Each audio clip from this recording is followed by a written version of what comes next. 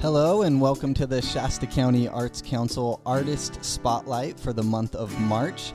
The month of March is special in California as we focus on arts and education. So this month we've brought in a special guest, Mitch Bahr from Foothill High School, who is the band and music director over there. That sounds great. Let's go with that. Let's go with that. And he's going to talk about his experience in arts education, and we're just going to chat a little bit, go through the whole gambit, and hopefully you can learn a little bit about arts education in Shasta County. So, Mitch, you want to introduce yourself and tell us a little bit about who you are and what you do? Sure. Daniel, thanks for having me. I appreciate it. So, my name is Mitch Bahr. I'm from this area. I grew up around here. I grew up in Cottonwood, and I went to Anderson High School, Shasta College, went through, and, ended up going down to Southern California and getting my teaching degree at Biola University in La Mirada, and it's something I always wanted to do. I knew as a very young age I wanted to be a music teacher. So I'm very happy about, every time March rolls around in arts and education, I'm like, yeah, that's a good subject. Let's talk about that. Yeah, right on. I didn't know that you grew up around here, which is really cool. So you kind of brought it back to your roots here. And I did, yeah. And so before you taught at Foothill, I noticed online that you taught for a few years in Whittier. Yes. What was your experience like there? Was that your first time teaching? So, it's kind of funny that you're bringing this up right now because we had a week off in February, and I went down with my wife and my son, and we went down to L.A. My son really wants to drum in what's called Drum Corps International, which is like professional drumline stuff. He's a senior this year, and we don't really have people up here that do that at that level. So we went down to Southern California. The internet's makes things a small world, so he hooked up a lot of different lessons. And we went down to Southern California. And when I was there, I wanted to go back to my old school. Well, at my old school, 21 years ago when I left that, he was a seventh grader in my band, and now he's the director there when I left. So I got to go back into my old room with one of my former kids who's now the director. I got to help them with a couple of their songs they were working on for festival. They did awesome at festival. So I went back to a school called Rancho Starbuck. It's a little school in Whittier. It felt like going back in time. I mean, 21 years went by like that, but it was really cool to have that experience, and it was a little surreal standing in the place I first taught and then teaching those kids. It was fun. That's amazing. And right on for the month of March.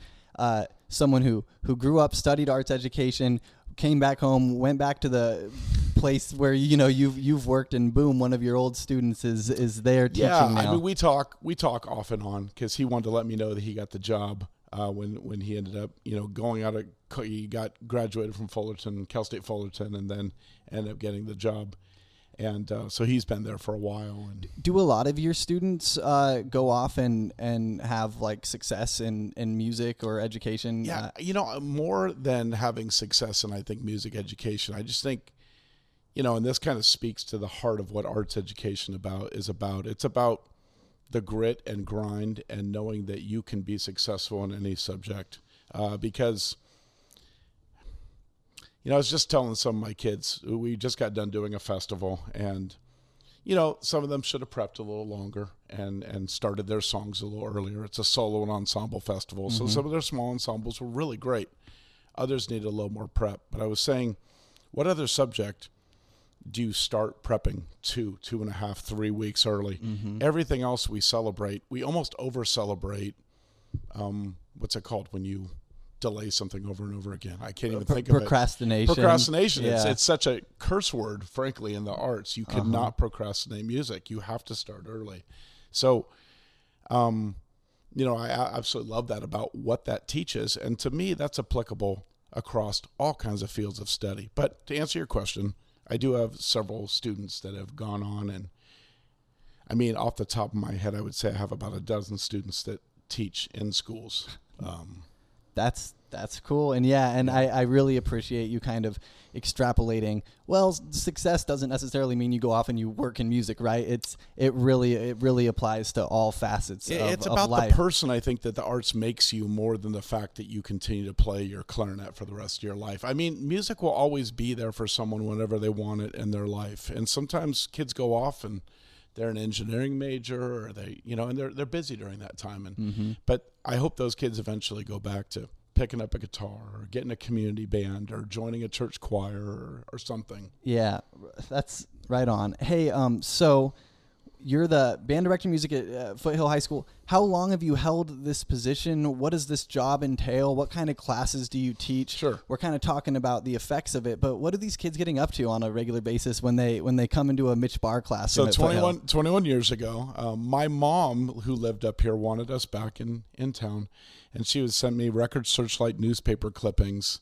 that Foothill High School was looking for a music teacher. And this happened almost every year because I think I am the 9th director in the school's history. So that means between 1991 and 2002, when I was hired, there were 8 different band directors. That's nearly a yearly turnaround. It was a crazy revolving door, and it was kind of a mess. And so first of all, I'm really thankful to the district that they even trusted to still offer it as a full-time position, or I wouldn't have taken it. But they flew it as a full-time position, and it was band, advanced band, freshman band, jazz band, and 2 guitar classes. And the guitar classes were frankly the thing that was keeping the program afloat. There were a lot of people in guitar, and band was kind of a laughingstock. It wasn't done very well. It was, like I said, a revolving door. So it was just time to get to work. I mean, I had left Rancho Starbuck, the previous school in Whittier, and you're going to brace for impact here. I had 700 plus students. I had 10 bands at 6 different schools. So, yeah. So then I walk into a class with 8 kids in freshman band, and I'm like, where am I right now? And when I had left Reading and gone down to college, Palisadro was a 4-way stop. It was like Dershon to Schutz. It was just a light. And I think Holiday Market was out there, but not much else. So the area had really grown. So I flew up and took the interview, got the job, and just started in. And most of the way I built the band program was, a couple guitar players every year would want to keep playing music. But honestly, like through a Frisbee and a deck of cards, let's have fun. Let's hang out. Let's get to know each other. Let's get it back to, that the arts, we can have discipline while having fun. And out of that has come a lot of really great things. You asked me how many of my former students are teachers. One of my former students teaches along with me right now. So Ernesto Aguirre is the other music teacher at Foothill now. He's able to be a full-time music teacher. So we have 10 different classes at Foothill now. So I'll try to go through them. We have a Jazz A and a Jazz B, a Band 1 and a Band 2. I started an orchestra at Foothill about 8 years ago, and that's going really well. Choir, piano, guitar, history of rock and jazz, and percussion. And that's just one school in Shasta County. 10 different classes kids can choose from to play. So, yeah, it's pretty cool. That is pretty cool.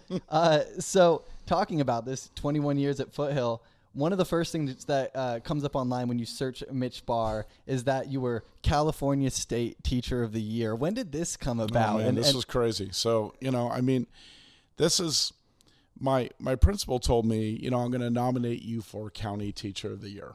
Jim Bartow, he he retired a couple years ago. And so I was like, cool, thanks, Jim, and all of a sudden I got a notification that, hey, you won County Teacher of the Year. Okay. Right on. Yay. I didn't do anything. I just got nominated by a principal, and that's great. So come August, and it's about a week before we're starting school, I get this application to apply for State Teacher of the Year. Well, there's a bunch of counties, and we get one designation for County Teacher of the Year, but larger counties get 10, 20 County Teachers of the Year. And out of all these people, 5 get selected for State Teacher of the Year. And I'm like, school's starting. I'm really busy. I don't have time for this. And then I started looking through the packet, and I'm like, I'm really passionate about all these questions. I would love to go down and be interviewed and push music education forward and talk about that. And so I start writing, and I'm a pretty decent writer. So that's pretty much what I did before school started. I just got it done, turned in the packet, had a couple people edit it, got my references together. Then it was about a 4-month process. I didn't realize, like, lots of interviews, lots of follow-up papers. I was like, oh my gosh, this is a lot of work.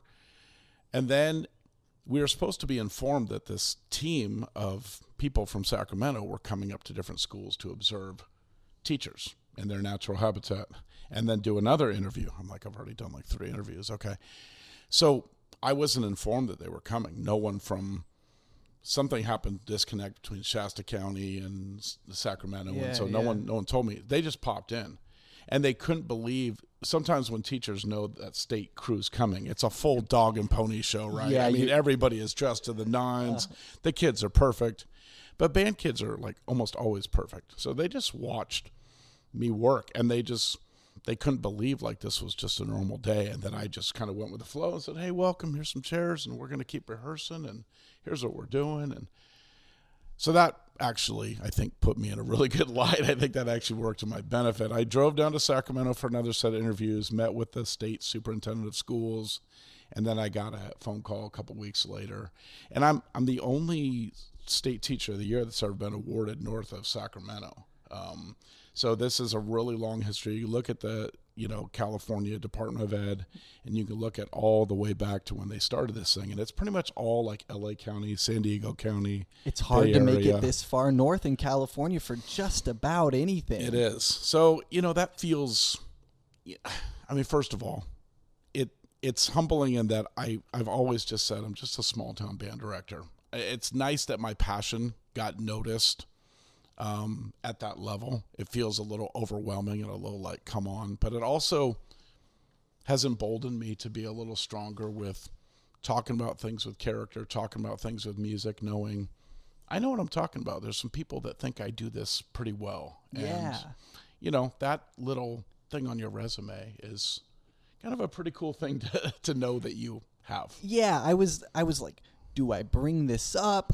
Does somebody just want to talk about their this accolade? But I knew you had to have gotten it for a reason, whether it was stars aligning or whatever. They showed up and you were there in your element. I'm just glad, what I tell kids all the time through this and through the rewards and the feelings of getting this major award is like, I think the big takeaway lesson is, if you've got an opportunity in front of you, I'm just really thankful I filled out that paperwork in August. Like, I'm glad I didn't just go, I'm too busy and stuff it. I'm like, okay, I am too busy. Nevertheless, everything I'm reading is stuff that there's so many people that are like, I could write a book. And then there's people that actually write the book. So everybody always thinks they can write a book, but some people just go, I'm just going to start writing and see maybe it's a short story, maybe it's a poem, but I'm going to put pencil to paper and just start. And I think there's a lesson from that for my students that I say, when an opportunity comes in front of you and there's a door that's opened, maybe walk through it and see what it leads to. So. Oh my gosh. I wish I was in high school again, going to Foothill High School, man. I feel inspired right off the bat. Thanks. I have here, no life is ever just work, work, work. It doesn't sound like it's work to you. It sounds like it's... No, this is it's a very rewarding job. But what do you get up to outside of the classroom? A little personal touch. Sure. Here. I've been married for 27 years, so I married up. If you're inspired by me, you would love my wife. She's great. Her name's Carmen, and she actually works at the county office of Ed. Cool. Over here down the street. And so I love spending time with my wife. We have 2 kids. My oldest is down in southern Texas at a university called University of Texas, Rio Grande Valley, UTRGV. And she's a tennis player there. She's a full-ride Division I scholarship athlete. Wow. So I haven't had to pay a penny for college, which has been amazing. Now, that said, we paid tons of money for tournaments out of town when she was growing up. So, but she's living her dream. She's hitting a fuzzy green tennis ball. And even when I told her in high school, you can't be a part of band anymore, because she needed to be at tournaments all the time. Mm-hmm. And so I kind of saw her primary passion. She still picked up the viola because she wanted to be in orchestra with Dad. She still was like, I can't really imagine high school classes without Dad, which felt pretty darn good. So she still finished up with me and did that. She was class of 2020, that horrible class. But, you know, she just took it in stride, and she had a plan already, and she'd already received her scholarship offer. So she's been down there. She's a junior. She's going to graduate this May with her bachelor's. And she's come back for her 4th year of eligibility and get her master's. So whenever we can, what I do in my spare time, I'm watching tennis matches online because her coach, you know, posts them online. So he's got his little YouTube channel, and so I'm watching her. My son is a senior, so I'm helping him figure out what he wants to do with his goals. At Foothill? At Foothill. Cool. Yeah, he's with me there. So he's my drum captain. He plays drums in the jazz band. And so, I mean, I just have great kids and a really awesome wife. And it's a little bit of like, okay, stop with the white picket fence crap. But, I mean, I'm pretty fortunate. I've got a family that I just love being around. Well, hey, thank you for taking time out of your day, coming straight from school, I imagine. Yes, yeah, it's totally fun. And it sounds like as soon as you get home, you got a wonderful company and tennis matches to watch, and a son who's probably making a racket drumming. I noticed you're sometimes you host festivals, Reading Solo and Ensemble Festival. You're a host for that sometimes. We just did that on Friday. That was the festival we had at Shasta College. So that was so I'm a big believer in solo and ensemble music. I think that chamber style of music is really where you grow as a musician because there's nowhere to hide. You have your part, and you know, if we're a trio here and we're playing together.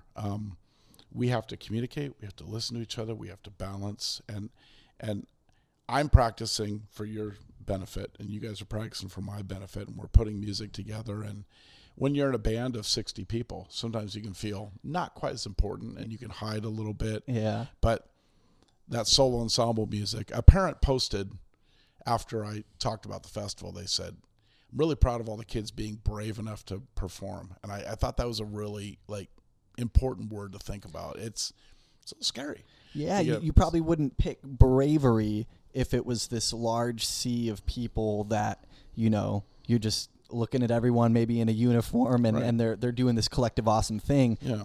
It's got to be brave when, like you mentioned, it's just a few of you. Yeah, because it wouldn't be for, you know, I have some top players that are really fantastic musicians. But, I mean, for the last couple years, just about everybody in my band has participated in festivals. So you think about someone who, you know, they're in band, but it's not the thing they do. They're in ag or they're in sports, and they're still brave enough to, they play third clarinet. They're still brave enough to take that part and be strong enough on it to have their part go up against, you know, because you're kind of used to maybe hiding in a clarinet section or hiding down in a trumpet section. But now you got to step up, and those are the kids I'm really proud of because they take that big leap forward. It's not a big leap for my first chair trumpet player to do something like that. Mm-hmm. It's, you can hear him all the time, you know. Yeah, but so it's neat to develop the musicianship of some of those other kids. Well, hey, before we wrap things up, do you have any events coming up that you'd like to share, things that people can be on the lookout for, maybe something you're getting up to specifically or a Foothill event? Sure. Definitely want to promote Cool April Nights. And on Wednesday, I want to say April 26th, I think that's correct, we're going to be playing at Cool April Nights. It's a $25 ticket, but it's basically Club Cougar at Cool April Nights. So it's our Club Cougar Orchestra, our top jazz band. We'll have Club Cougar vocalists there. The dancers will be there. It'll be a really fun night of entertainment. San Francisco Deli is going to be cooking the food there. It's a tri-tip dinner. They make great food, so want to give a shout-out to those guys. Yum. Yeah, a $25 ticket, and every penny we make as far as proceeds goes back into the students' accounts for trips that we take and things like that. Outside of that, we have a website, fhscougarband.com. And there's a calendar on there, and I keep it updated all the time, and you can see what we're doing all year, and you know, a lot of stuff going on. Well, right on. Hey, this has been Mitch Bahr hanging out for Arts Education Month this March here at the Shasta County Arts Council. Joining us for our Performing Artist Spotlight. My name's Daniel Hill, and this has been a real pleasure. Anything else you want to say before we wrap things up, Mitch? Oh, man. Gosh, I feel like I yacked the whole time. But thank you for listening. Thanks for supporting the arts around here. I think it's important in a small community that we support our local schools. I don't care necessarily that Foothill is a strong program in relation to other schools. I actually care that every single school not only says they do the arts, but actually does them. Don't just put it on a banner and say we do the arts and then offer music once a week after school. Commit to it. Commit to it, because it's for the kids' benefit and they learn so much from it, and every kid deserves music education at every school. Drop the mic. There we go. No, this looks expensive. I'm not going to do that. All right. Thanks for listening, folks. Thank you.